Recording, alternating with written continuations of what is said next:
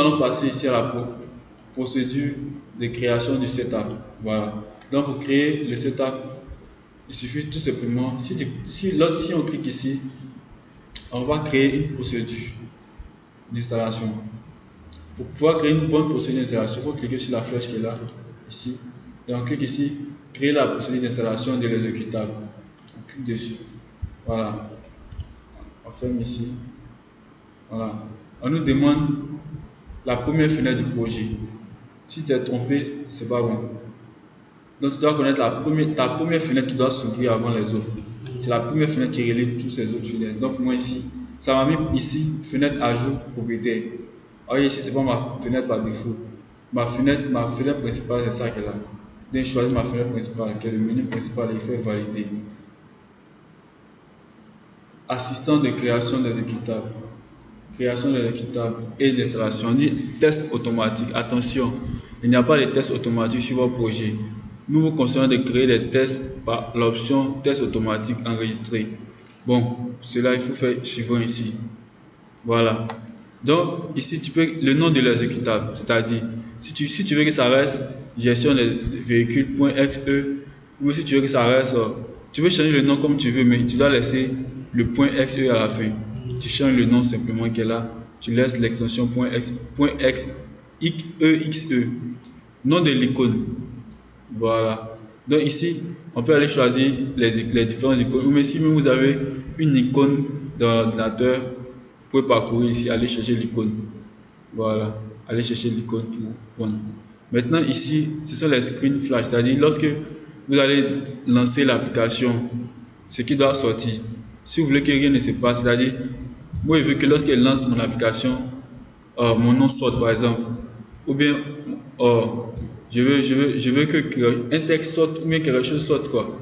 Je veux que par exemple, lorsqu'elle lance une image sorte de telle sorte que ça écrit par exemple sur une feuille, bonjour, bienvenue. Ou bien je veux des textes qui défilent, un truc de ce genre. Donc tout cela est ce qu'on fait ici. Donc ici on dit flash, splash screen, test animé.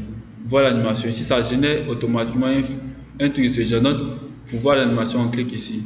Vous voyez, c'était un peu rapide, mais lorsque vous allez lancer l'application sur le bureau, c'est ce truc là qui va sortir, gestion des véhicules, et ça va fermer. Et si vous pouvez, ici il y a les options, vous pouvez modifier tout ça. Hein. On dit à tourbillon, choisir tourbillon en or, affiché. On dit quoi? Voulez-vous que le splash screen soit affiché en plein écran? Oui ou bien non? Voulez-vous que le splash screen ne s'affiche qu'une fois par jour? Tout dépend de vous. Voilà l'animation, tourbillon, voilà. Ou bien si on veut personnaliser ici, on vient ici, splash screen classique. On choisit un catalogue, des icônes, une image, on va écrire dessus, ajouter des textes, modifier comme on veut. Bon, ici, moi, je ne veux rien mettre, donc je coche ici, pas de splash screen. Je fais suivant. On dit fonctionnement de l'exécutable. Décrivez le mode d'utilisation de la bibliothèque principale. Intégration de la bibliothèque principale dans l'exécutable. Utilisation externe de la bibliothèque principale. Il est mieux de laisser ici comme ça. Décrivez le mode de fonctionnement de l'exécutable. Multi-instance. Exécution simultanée possible sur un même poste. Non, il faut mettre mono-instance. Pas d'exécution simultanée. C'est-à-dire, une fois qu'on lance l'application, il ne faudrait pas qu'on puisse lancer encore la même application, c'est-à-dire 2 ou 3 fois derrière. Une fois qu'on a lancé une seule fois, il faudrait que ça empêche de lancer encore une deuxième fois. Donc on coche ici et on fait suivant. Ensuite, on dit message d'erreur personnalisé. C'est-à-dire, lorsqu'il y a des messages d'erreur, ce que vous voulez que ça affiche, vous pouvez modifier ici, hein. Vous pouvez mettre vos contacts, de telle que lorsqu'une erreur saute, on va avoir le numéro et puis on peut vous appeler. Tout dépend de vous. Le mécanisme de sécurité, dans l'application, contacter le fournisseur d'application de gestion des véhicules. Donc, vous pouvez laisser votre numéro en bas. Vous pouvez mettre un truc. Voilà. Suivant. On dit macro, code utilisateur. Laissez ici non interdit la saisie de MCU. Voilà. Bibliothèque de patch. On dit oui, l'exécuteur prendra en compte ces mises à jour par patch. Non, l'exécuteur ne prendra pas en compte ces mises à jour par patch.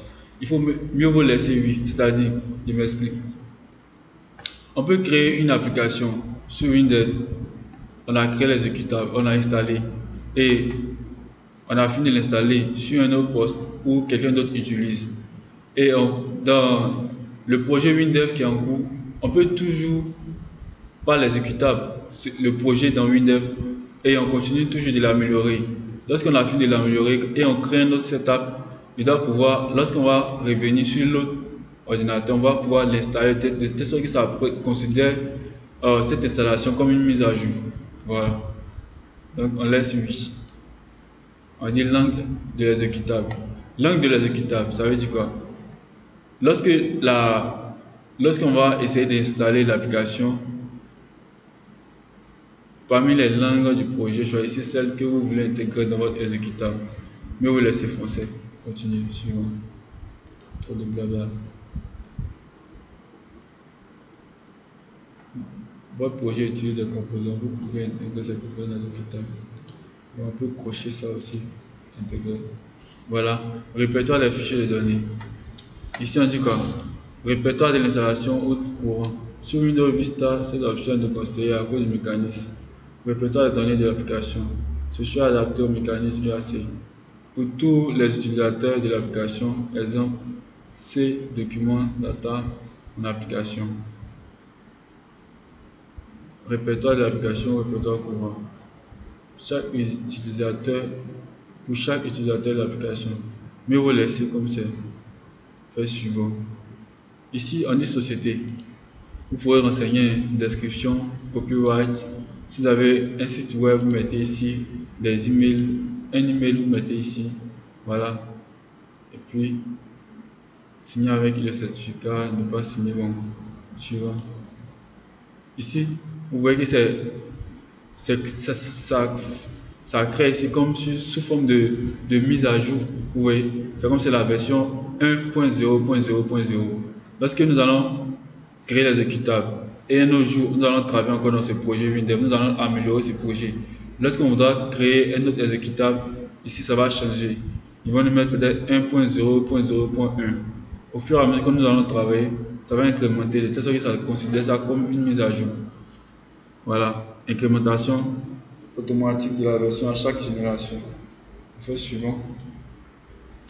Voilà, là c'est très. On dit DLL du framework à côté de l'exécutable. Les DLL nécessaires à l'exécution seront copiés dans le répertoire de l'exécutable. On dit framework intégré dans l'exécutable. Aucune DLL ne sera nécessaire à l'exécution, pas l'installation de DLL au lancement. Framework commun. Permet d'avoir un framework commun partagé entre options conseillées pour compatibilité. Intégrer les DLL framework nécessaires dans l'exécutable. Installation de DLL au lancement. Donc on va choisir le dernier qui est là.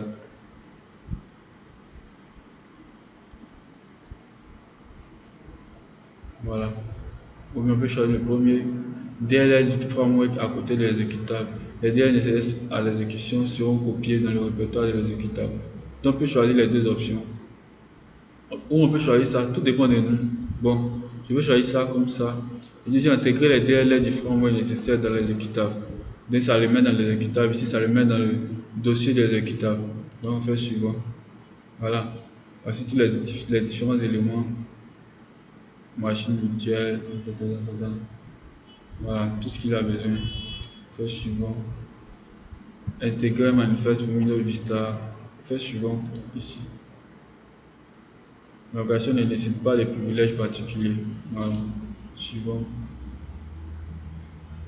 Et fait suivant ici. Attendez. Libellé de l'étiquette. C'est-à-dire le nom du dossier de création de l'exécutable. Ça va faire exécutable Windows 32 bits. Suivant. Voilà. Suivant. Création de l'exécutable.